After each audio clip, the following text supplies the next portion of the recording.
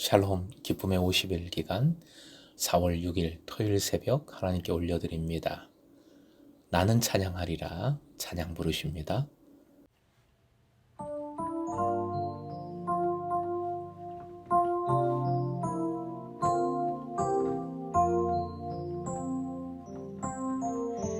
나는 찬양하리라 주님 그 이름 찬양 예수 크신 주 이름 나 찬양하리라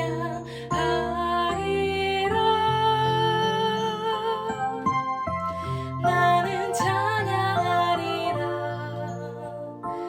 주님 그 이름 찬양 예수 크신 주 이름 나 찬양하리라.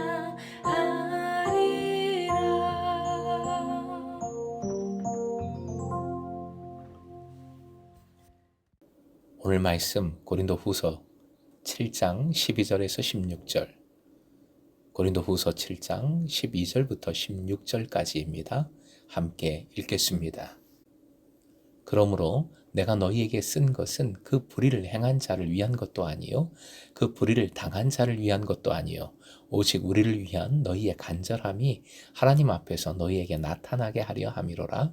이로 말미암아 우리가 위로를 받았고 우리가 받은 위로 위에 디도의 기쁨으로 우리가 더욱 많이 기뻐함은 그의 마음이 너희 무리로 말미암아 안신함을 얻었음이라.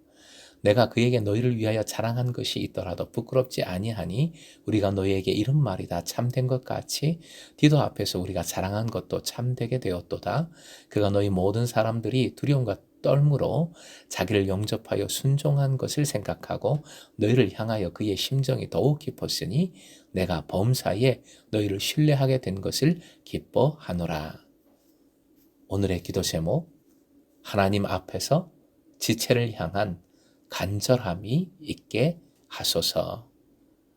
하나님 앞에서 지체를 향한 간절함이 있게 하소서.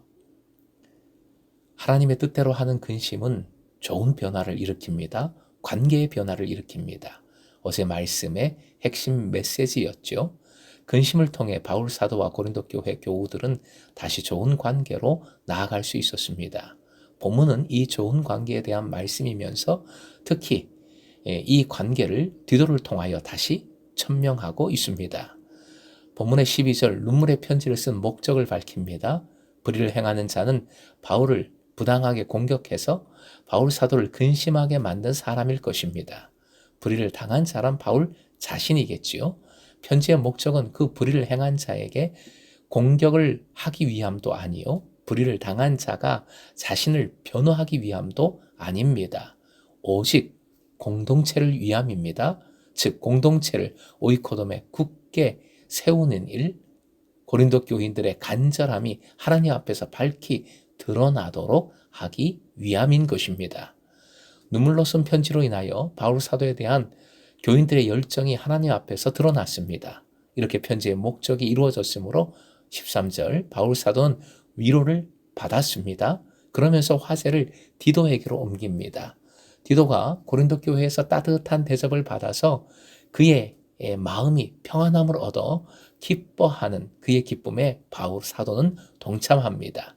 즉 디도의 기쁨으로 인하여 우리가 더욱 많이 기뻐하고 있다고 밝힙니다. 이는 하나님 안에서의 기쁨입니다. 디도를 한번 생각해 보십시오. 역사를 살펴보면 한 나라가 전한 편지를 받은 쪽의 나라가 거부할 때, 마음에 들지 않을 때 편지를 들고 온 사신을 죽이는 일이 허다하지 않았습니까? 꼭 그런 것은 아니지만 지금 디도도 편지를 전하고 있습니다. 바울 사도의 편지를 고린도 교회에 가지고 가면서 그것이 어떻게 받아들여질 수 있을지, 고린도 교회 교인들이 어떤 반응을 보일지 얼마나 긴장을 했을까요? 걱정을 했을까요? 그런데 교인들이 그를 친절히 받아주자 기뻐했습니다. 13절 그의 마음에서 마음이라는 것은 푸뉴마인데 영과 육의 이분법적인 의미에서가 아니라 한 사람이 느끼고 생각하고 행할 수 있는 통전적인 인격, 전심 전체를 말하는 것입니다. 14절 바울 사도는 고린도 교인들을 디도에게 자랑했다고 밝힙니다. 사도로서의 바울은 고린도 교인들을 대할 때 아버지가 어린 자녀를 대하듯 했습니다. 바울 사도는 스스로 그런 표현을 직접 하기도 했지요. 이와 관련하여 바울 사도가 교인을 다루는 양육 방식을 예루살렘을 위한 모금 운동에서 살펴볼 수 있습니다. 고린도 후서 8장, 9장의 내용을 미리 살펴보면 바울 사도는 고린도 교인들을 향해 다음과 같은 두 가지 표현으로서 헌금을 위한 그들의 마음을 일으켰습니다. 첫째는 마게도냐에 있는 교회들이 형편이 어려움에도 불구하고 모금 운동에 헌금에 열심히 참여하였다는 것을 강조함으로써 고린도 교인들에게 경쟁심을 일으키는 방식으로 독려했습니다. 둘째는 바울 사도가 마게도냐의 교회들에게 고린도 교인들이 열심히 하고 있다는 자랑을 했으니 그의 자랑이 부끄럽지 않도록 당부하는 방식으로 독려했습니다. 이와 같이 마치 어린아이를 달래고 혹은 자랑하듯이 하면서 아이에게 자발적인 마음이 생기도록 부추기는 부모처럼 그들이 잘해줄지 걱정하면서 걱정을 직접적으로 표현하거나 또는 그들을 잘못됐다 야단치고 명령하는 방식이 아니라 자랑하고 격려하는 방식으로, 한마디로 말해서 아이고 잘한다 잘한다 우쭈쭈 하는 그런 방식으로 그들을 성장시켜 나가고 끌고 나가고자 합니다. 바울 사도식의 이 지혜로운 방법, 사랑의 교육법이라 할 수 있겠죠. 바로 리더십의 좋은 본보기가 됩니다. 디도와 고린도 교인들과의 관계는 매우 신망이 있는 것이었습니다. 고린도 교인들은 15절 두려움과 떨림으로 디도를 영접하였고 그에게 순종하였습니다. 여기서 두려움과 떨림이란 원래 구약 성경에 자주 나오는 개념인데 하나님 앞에서 겸손하고 하나님을 우러러보는 경외하는 인간의 태도를 표현하는 말이지요. 이 표현이 인간을 향할 때, 인간에게 사용될 때는 그 사람을 존경하는 태도, 존중하는 태도라고 할 수 있겠습니다. 이제 슬픔의 시간은 끝났습니다. 두려움과 걱정의 시간은 끝이 났습니다. 고난이 크면 클수록 위로의 능력이 큰 것처럼 걱정과 슬픔으로 마음을 졸이던 그 강도가 세면 셀수록 그 일이 모두 지나간 후 맛볼 수 있는 기쁨과 안심, 평안은 말할 수 없을 만큼 큰 것입니다. 지금 바울 사도가 그런 기쁨을 누리고 있습니다. 16절 바울은 이와 같이 큰 기쁨으로 충만해 있습니다. 바울 사도는 디도가 전해준 소식으로 고린도 교회 교인들을 여러 가지 면에서 충분히 신뢰할 수 있게 된 것을 확인했고 그래서 기쁨이 충만합니다. 사랑하는 예배자 여러분, 신뢰는 위로와 기쁨과 안심을 줍니다. 작은 시내가 합하여 큰 물을 이루듯 디도의 기쁨과 바울 사도의 기쁨이 합쳐지고 공동체의 기쁨으로 이어져 함께 바다처럼 기쁨이 충만한 그런 모습을 본문에서 확인할 수 있습니다. 기쁨을 위한 전제들이 본문에 제시되어 있는 것, 그것을 살피는 것이 참 중요합니다. 첫째, 12절 끝부분의 표현인데요. 따라해 주시기 바랍니다. 화면 보시고 함께 읽겠습니다. 오직 우리를 위한 너희의 간절함이 하나님 앞에서 너희에게 나타나게 하려 함이로라. 세상적인 것이 아니라 하나님 앞에서 간절해야 합니다. 지체를 향한 간절함이란 그 사람을 위한 특심, 사랑의 열정입니다.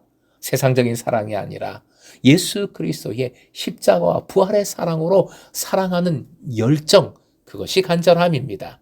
둘째, 15절인데요. 서로 두려움과 떨림으로 영접하고 순종해야 합니다. 그리고 셋째, 16절, 신뢰입니다. 어떤 상황에도 믿어주는 것, 신뢰하는 것, 그것이 중요하지요. 여러분의 삶에 기쁨이 있길 원하십니까? 여러분의 관계에 기쁨이 회복되길 원하십니까? 먼저 하나님을 위한 열심이 특심이길 소망하고요. 주님을 더욱 사랑하셔야 합니다. 그리고 주님 안에서 서로를 위한 간절함이, 두려움과 떨림의 영접과 순종이, 신뢰가 회복되길 축복합니다. 무엇보다 우리 금성 공동체가, 재미치 공동체가 서로를 이렇게 영접해 주므로 함께 기쁨이 충만해질 수 있기를 주님의 이름으로 축원드립니다.